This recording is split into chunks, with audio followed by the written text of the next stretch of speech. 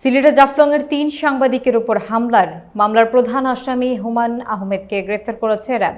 ঘটনার ৫ দিন পর সোমবার ঢাকার বংশাল থানাধীন চানখারপুল এলাকা থেকে তাকে আটক করা হয়েছে।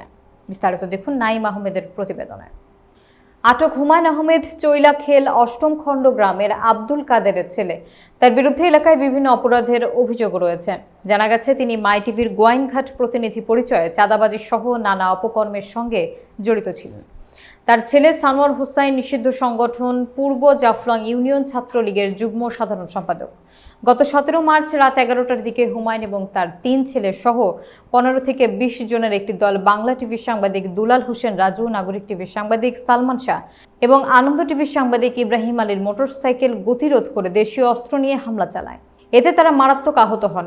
হামলাকারীরা সাংবাদিক সালমান শাহর মোটরসাইকেল, দুলাল হোসেন রাজুর ২টি mobile phone, video camera, wireless microphone এবং পকেটে থাকা নগদ ১,৮০,০০০ টাকা লুট করে নিয়ে যায়। গোয়াইনঘাট থানার ভারপ্রাপ্ত কর্মকর্তা সরকার তোফায়েল আহমেদ জানান, তথ্য প্রযুক্তির সহায়তায় র্যাবের যৌথ অভিযানে প্রধান আসামি হুমায়ূন আহমেদকে গ্রেফতার করা হয়েছে। বাকিদের গ্রেফতারের অভিযান অব্যাহত রয়েছে। সোমবার বিকেলে হুমায়ূন আহমেদকে সিলেট জেল হাজতে পাঠানো হয়েছে। মেইন যিনি আসামি ওনাকে গ্রেপ্তার করা হয়েছে। কালকেই ওনাকে আমরা কোর্টে প্রডিউস করব।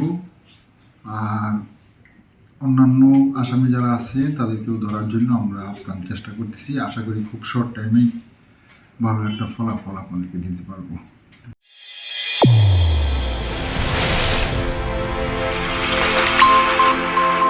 চ্যানেল A1 হৃদয়ের স্পন্দন।